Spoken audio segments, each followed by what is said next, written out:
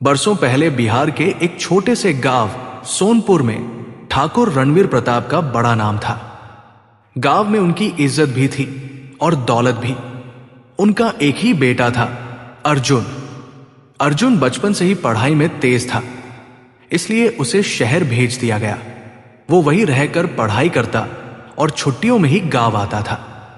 उधर रणवीर प्रताप का सबसे करीबी दोस्त था धर्मपाल चौधरी। दोनों ने मिलकर सालों पहले एक कारोबार शुरू किया था। जब व्यापार मुश्किल दौर से गुजर रहा था, तब धर्मपाल ने अपनी पुश्तैनी जमीन बेचकर दोस्त का साथ दिया था। उसी मदद से उनका कारोबार दोबारा खड़ा हुआ और खूब तरक्की करने लगा। दोनों दोस्तों ने मजाक मजाक में एक वादा भी किया था कि जब उनके बच्चे बड़े होंगे तो उनकी शादी कर देंगे। धर्मपाल की एक बेटी थी, गौरी। समय बीतता गया। अर्जुन शहर में पढ़ता रहा और गौरी गांव में अपनी मां के साथ रहती रही। लेकिन किस्मत को कुछ और मंजूर था। एक दिन धर्मपाल किसी काम से शहर जा रहे थे। रास्ते में उनका भयानक सड़क हादसा हो गया। लोगों ने उन्हें बचाने की बहुत कोशिश की, लेकिन उनकी जान नहीं बच सकी। उनकी मौत के बाद गौरी और उसकी मां कमला देवी पर दुखों का पहाड़ टूट पड़ा। कमला देवी को भरोसा था कि व्यापार में उनके पति का हिस्सा जरूर मिलेगा, लेकिन जब वो रणवीर प्रताप के पास पहुंची तो उन्हें ऐसा जवाब मिला जिसकी उन्होंने कभी कल्पना भी नहीं की थी। रणवीर प्रताप ने कहा कि धर्मपाल का सारा हिसाब बहुत पहले ही पूरा कर दिया गया था। कमला देवी के पास कोई सबूत नहीं था। वो खाली हाथ लौट आई। धीरे धीरे घर की हालत खराब होने लगी। गौरी की पढ़ाई छूट गई। मजबूरी में उसने गांव के बाहर बकरियां चराने और दूध बेचने का काम शुरू कर दिया। साल गुजरते गए। अब गौरी एक मेहनती और समझदार युवती बन चुकी थी। वहीं दूसरी ओर अर्जुन अपनी पढ़ाई पूरी करके कई साल बाद गांव लौट रहा था। उसे नहीं पता था कि गांव की मिट्टी में उसका इंतजार सिर्फ बचपन की यादें नहीं, बल्कि उसकी जिंदगी का सबसे बड़ा मोड़ कर रहा है। गांव पहुंचने के अगले दिन अर्जुन घूमते घूमते खेतों की ओर निकल गया। तभी उसकी नजर दूर से आती एक लड़की पर पड़ी। उसके पीछे बकरियों का झुंड था, चेहरे पर सादगी और आंखों में आत्मविश्वास। अर्जुन कुछ पल उसे देखता रह गया। उसे नहीं मालूम था कि यही लड़की आगे चलकर उसकी जिंदगी बदलने वाली है। और सबसे बड़ी बात, वो कोई और नहीं बल्कि वही गौरी थी जिससे उसका रिश्ता बचपन में तय हुआ था। अर्जुन की गांव में छुट्टियां शुरू हो चुकी थी, लेकिन अब उसका मन हर समय उसी लड़की के बारे में सोचता रहता था। अगली सुबह वो जानबूझकर उसी रास्ते पर निकल गया जहां उसकी मुलाकात हुई थी। कुछ देर बाद गौरी अपनी बकरियों के साथ वहां आ गई। अर्जुन मुस्कुराकर बोला, लगता है तुम्हारी बकरियां पूरे गांव की मालकिन हैं। गौरी हंस पड़ी, नहीं, इन्हें तो बस जहां हरी घास दिख जाए वही भागना होता है। दोनों की बातचीत शुरू हुई। धीरे धीरे मुलाकातें बढ़ने लगी। कभी तालाब के किनारे, कभी आम के बगीचे में और कभी खेतों की पगडंडियों पर। अर्जुन को गौरी की सबसे अच्छी बात यह लगती थी कि वो हर मुश्किल के बावजूद हमेशा मुस्कुराती रहती थी। एक दिन उसने पूछा, तुम्हें कभी बुरा नहीं लगता कि तुम्हें इतनी मेहनत करनी पड़ती है? गौरी कुछ पल चुप रही, फिर बोली, शिकायत करने से किस्मत नहीं बदलती, मेहनत करने से बदलती है। यह बात अर्जुन के दिल में उतर गई। उधर गौरी भी अर्जुन को पसंद करने लगी थी। उसे लगता था कि शहर में पढ़ने वाला यह लड़का बाकी अमीर लोगों जैसा नहीं है। उसके व्यवहार में घमंड बिल्कुल नहीं था। लेकिन वो नहीं जानती थी कि अर्जुन गांव के सबसे बड़े जमींदार का बेटा है। एक शाम गांव के बुजुर्ग हरिनारायण काका ने अर्जुन को चौपाल पर बैठा देखा। वो मुस्कुराते हुए बोले, बेटा, जिस लड़की के साथ तुम रोज घूमते हो उसके बारे में सब जानते हो?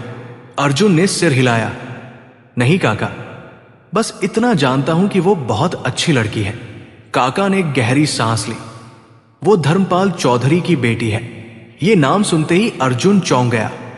धर्मपाल चौधरी, ये वही नाम था जिसे वो बचपन से सुनता आया था, उसके पिता का सबसे करीबी दोस्त। फिर काका ने एक और बात बताई। बरसों पहले तुम्हारा रिश्ता उसी लड़की से तय हुआ था। अर्जुन कुछ पल तक स्तब्ध बैठा रहा। उसे विश्वास नहीं हो रहा था। जिस लड़की को वो दिल से पसंद करने लगा था, वही उसकी बचपन की मंगेतर निकली। उस रात वो खुशी से सो नहीं पाया, लेकिन अगले ही दिन उसकी खुशी एक बड़े सवाल में बदल गई। गांव के कुछ लोगों ने उसे धर्मपाल चौधरी के परिवार के संघर्ष के बारे में बताया। उन्होंने बताया कि पिता की मौत के बाद गौरी और उसकी मां ने कितनी मुश्किलें झेली थी, किस तरह उन्हें अपना गुजारा करने के लिए छोटे छोटे काम करने पड़े। अर्जुन ये सब सुनकर परेशान हो गया। उसे समझ नहीं आ रहा था कि उसके पिता के सबसे अच्छे दोस्त का परिवार इतनी परेशानी में कैसे आ गया, जबकि उनके पिता कभी बहुत सम्मानित और संपन्न व्यक्ति थे। उसके मन में कई सवाल उठने लगे। उसी रात उसने फैसला किया कि वो सच्चाई जानकर रहेगा। उसे बिल्कुल अंदाजा नहीं था कि यह खोज उसके अपने पिता से जुड़ा एक ऐसा राज खोलने वाली है जो पूरे परिवार की नींव हिला देगा। और उस सच्चाई को जानने के बाद अर्जुन की जिंदगी हमेशा के लिए बदल जाएगी। अगले दिन अर्जुन सुबह सुबह पुराने गोदाम की तरफ निकल गया, जहां उसके पिता के कारोबार से जुड़े पुराने रिकॉर्ड रखे जाते थे। उसके मन में एक ही सवाल घूम रहा था। अगर धर्मपाल चौधरी उसके पिता के सबसे अच्छे दोस्त थे, तो उनकी पत्नी और बेटी को इतनी गरीबी में क्यों जीना पड़ा? गोदाम में वर्षों पुराने रजिस्टर और फाइलें धूल से ढकी पड़ी थी। अर्जुन ने एक एक करके कागज देखने शुरू किए। कई घंटे बीत गए, तभी उसे एक पुरानी फाइल मिली जिसमें कारोबार की शुरुआत और निवेश का पूरा हिसाब लिखा था। फाइल पढ़ते पढ़ते उसका चेहरा गंभीर हो गया। उसे पता चला कि कारोबार को बचाने के लिए सबसे बड़ी रकम वास्तव में धर्मपाल चौधरी ने लगाई थी। कुछ और दस्तावेज देखने पर उसे मालूम हुआ कि कंपनी में धर्मपाल का हिस्सा भी बराबर था, लेकिन बाद के रिकॉर्ड अचानक गायब थे। अर्जुन को कुछ गड़बड़ महसूस हुई। वो सीधे गांव के बुजुर्ग मुनीम शंकरलाल के पास पहुंचा। शंकरलाल वर्षों तक उसके पिता और धर्मपाल दोनों का हिसाब किताब संभालते रहे थे। पहले तो उन्होंने कुछ भी बताने से इनकार कर दिया, लेकिन जब अर्जुन ने सच्चाई जानने की जिद की तो उनकी आंखें भर आई। उन्होंने कहा, बेटा, तुम्हारे पिता बुरे इंसान नहीं हैं, लेकिन एक समय ऐसा आया जब लालच ने उनकी सोच बदल दी। अर्जुन चुपचाप सुनता रहा। शंकरलाल ने बताया कि धर्मपाल की मृत्यु के बाद उनका हिस्सा कभी उनके परिवार को नहीं दिया गया। यह सुनकर अर्जुन का दिल टूट गया। उसे अपने कानों पर विश्वास नहीं हो रहा था। जिस पिता को वो हमेशा ईमानदार और न्यायप्रिय समझता था, उन्होंने अपने सबसे अच्छे दोस्त के परिवार के साथ इतना बड़ा अन्याय किया था। वो भारी मन से घर लौट आया। उस रात उसने अपने पिता से बात करने का फैसला किया। रात के खाने के बाद वो सीधे रणवीर प्रताप के कमरे में पहुंच गया। पिताजी, मुझे आपसे कुछ पूछना है, रणवीर प्रताप ने मुस्कुराते हुए कहा। पूछो बेटा। अर्जुन ने धीरे से वो पुरानी फाइल उनके सामने रख दी। फाइल देखते ही रणवीर प्रताप का चेहरा उतर गया। कुछ पल के लिए कमरे में सन्नाटा छा गया। अर्जुन बोला, क्या यह सच है कि धर्मपाल चाचा का हिस्सा उनकी पत्नी और बेटी को कभी नहीं मिला? रणवीर प्रताप की आंखें झुक गई। वो कुछ देर तक चुप रहे, फिर धीमी आवाज में बोले, हां बेटा, यह सच है। यह सुनकर अर्जुन की आंखें नम हो गई। जिस इंसान ने मुश्किल समय में आपका साथ दिया, आप उसके परिवार के साथ ऐसा कैसे कर सकते थे? रणवीर प्रताप के पास कोई जवाब नहीं था। वर्षों से दबा हुआ अपराधबोध आज उनके सामने खड़ा था। उस रात दोनों की आंखों में नींद नहीं आई। उधर गौरी को महसूस हो रहा था कि अर्जुन पिछले कुछ दिनों से बदल गया है। वो पहले जैसा खुश नहीं दिखता था। जब उसने कारण पूछना चाहा, तो अर्जुन ने बस इतना कहा, कुछ बातें हैं जिन्हें ठीक करना बहुत जरूरी है। गौरी उसकी बात समझ नहीं पाई, लेकिन उसे एहसास हो गया कि अर्जुन किसी बड़ी परेशानी से गुजर रहा है। अगले दिन सुबह रणवीर प्रताप अपने पुराने मित्र धर्मपाल की तस्वीर के सामने खड़े थे। उनकी आंखों से आंसू बह रहे थे।